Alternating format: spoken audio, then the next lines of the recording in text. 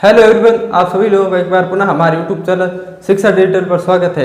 और आज की क्लास के अंदर हम क्लास 12 हिस्ट्री का चैप्टर 5 शुरू करने वाला है। और इस चैप्टर का नाम है यात्रियों के नजरिए समाज के बारे में उनकी समझ लगभग 10वीं से 17वीं सदी तक।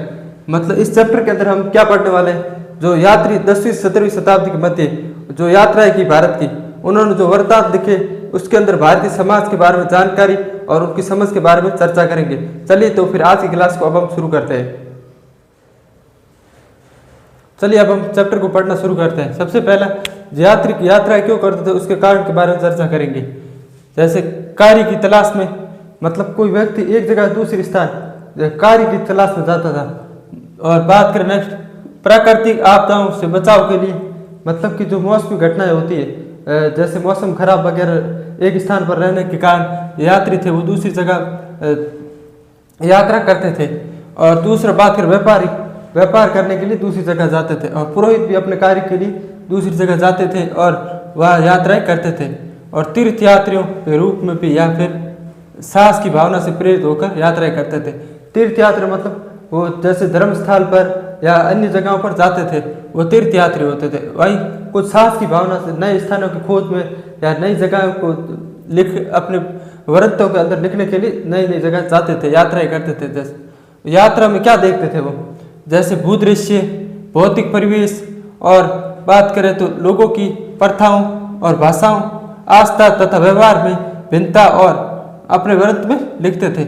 मतलब कि जो वहाँ पे भूदृश्य देखते थे, पर्यावरण देखते थे, और लोगों की जो प्रथाएं होती थी, उनकी भाषा और उनके जो धार्मिक व्यवहार वगैरह, अन्य आस्था वगैरह थी, उनके बारे में जो भिन्नताएं थी और वो अपने वृत्त के अंदर लिखते थे। उदाहरण की बात करें तो अब्दुल रज़ाक समरकंदी जो 15वीं शताब्दी में विजयनगर शहर की यात्रा करता है, जो विजयनगर साम्राज्य की एक महत्वपूर्ण ग्रंथ के रूप में, मतलब कि इस जो अब्दुल रज़ाक समरकंदी ने जो ग्रंथ लिखा था, उससे इस विजयनगर साम्राज्य की जानकारी मिलती है। महत्वपूर्ण है विजयनगर साम्राज्य की जानकारी के लिए। और कुछ यात्री सुदूर यात्रा नहीं करते थे, मतलब कि जो दूर की यात्रा नहीं करते थे कुछ यात्री, वह अपने राज्य के रीति रिवाजों, जन प्रथाओं, परंपराओं का विवरण लिखते थे। मतलब कि जैसे कोई यात्री है, वो मुगल साम्राज्य के अंदर रह रहा है, वो अपने ही राज्य के बारे में लिखता था और वह दूर की यात्राएं नहीं करता था। वहाँ की बात करें अपने राज्य के बारे में जो प्रथाएं थी और जो लोगों में विभिन्नताएं थी, उन सब के बारे में लिखता था। और आगे बात करें तो अल बिरूनी, इस चैप्टर के अंदर हम इन तीन बात करें तो यात्रियों के बारे में चर्चा करेंगे। अल बिरूनी 11वीं शताब्दी के अंदर उज्बेकिस्तान से आया था, भारत की यात्रा की थी 11वीं शताब्दी के अंदर। उसके बाद इब्न बतूता 14वीं शताब्दी के अंदर मोरक्को से आया था, जिसने भारत की यात्रा की थी। उससे आगे फ्रांस बर्नियर जो 17वीं शताब्दी के अंदर जो फ्रांसीसी यात्री था, वो भारत आया और भारत की यात्रा की, उसके ऊपर वृत्त लिखा। चलिए एक एक करके सारे पढ़ते हैं। चलिए अब हम यात्रियों के बारे में चर्चा करते हैं। सबसे पहले अल बिरूनी के बारे में चर्चा करेंगे। अल बिरूनी तथा किताबुल हिंद, मतलब कि अल बिरूनी ने किताबुल हिंद नाम की पुस्तक लिखी थी। अब हम अल बिरूनी को पहले पढ़ से जानेंगे, ठीक है। अल बिरूनी का जन्म आधुनिक उज्बेकिस्तान में स्थित ख्वारिज़म में सन 973 में हुआ था।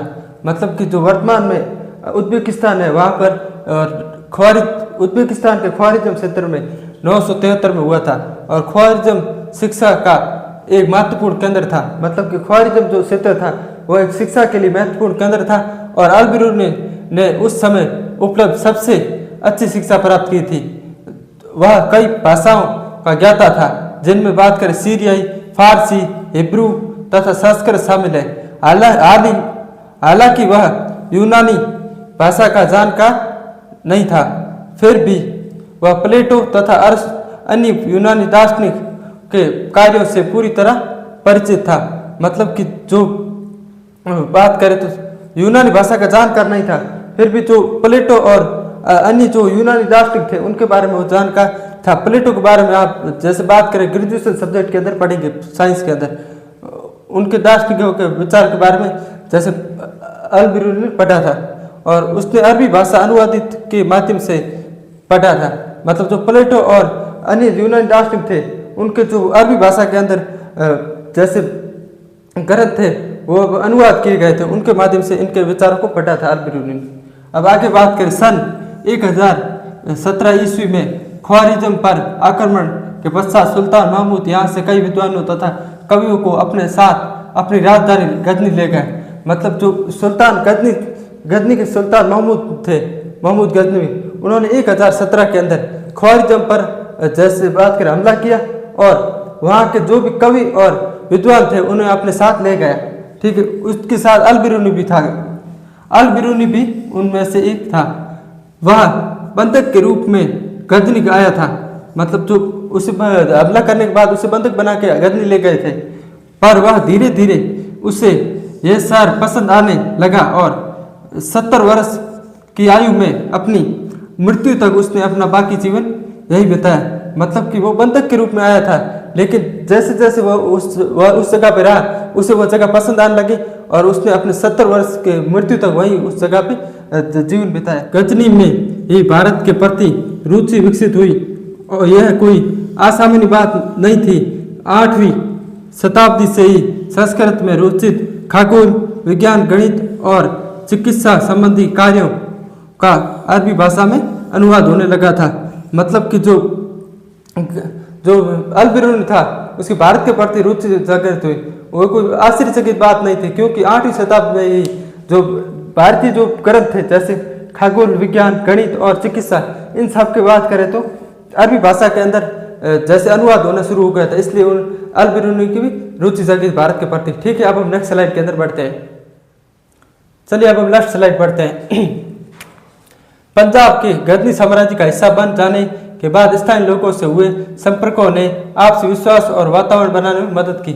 मतलब जो पंजाब था वह गजनी साम्राज्य का हिस्सा बन गया और वहाँ के जो भी लोग थे उसके साथ विश्वास और वातावरण का माहौल बना। ठीक है, बनने में मदद की। अल-बिरूनी ने ब्राह्मण पुरोहितों तथा विद्वानों के साथ कई वर्ष बिताए। जो अल-बिरूनी जो यात्री था उसने ब्राह्मण पुरोहित और विद्वानों के साथ कई वर्षों तक उन्होंने वक्त बिताया और संस्कृत और धर्म तथा दर्शन का ज्ञान प्राप्त किया। और हालांकि उसका यह कार्यक्रम स्पष्ट नहीं है कि फिर भी प्रतीत होता है कि उसने पंजाब और उत्तर भारत की कई हिस्सों में यात्रा की। ठीक है, अब हम आगे बढ़ते हैं। जो किताब-उल हिंद, जो अल-बिरूनी ने किताब लिखी थी उसके बारे में अब हम बात करते हैं। किताब का नाम किताब-उल हिंद, ये इंपोर्टेंट, याद कर देना। ठीक है, एग्जाम अरबी में लिखी गई अल-बिरूनी की कृति किताब-उल हिंद की भाषा सरल और स्पष्ट है।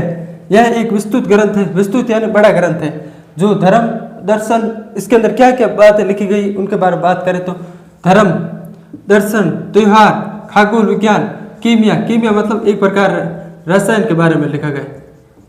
ठीक है, रीति रिवाजों तथा प्रथाओं, सामाजिक जीवन, भारतोल तथा मापन विद्या, मूर्ति कला, कानून, मापदंड, तंत्र विज्ञान आदि, इन सब के इतनी सारी बात करें तो इतनी सारी चीज़ों के बारे में इस ग्रंथ के अंदर चर्चा की गई है। ठीक है, विषयों के आधार पर 80 अध्याय में विभाजित है।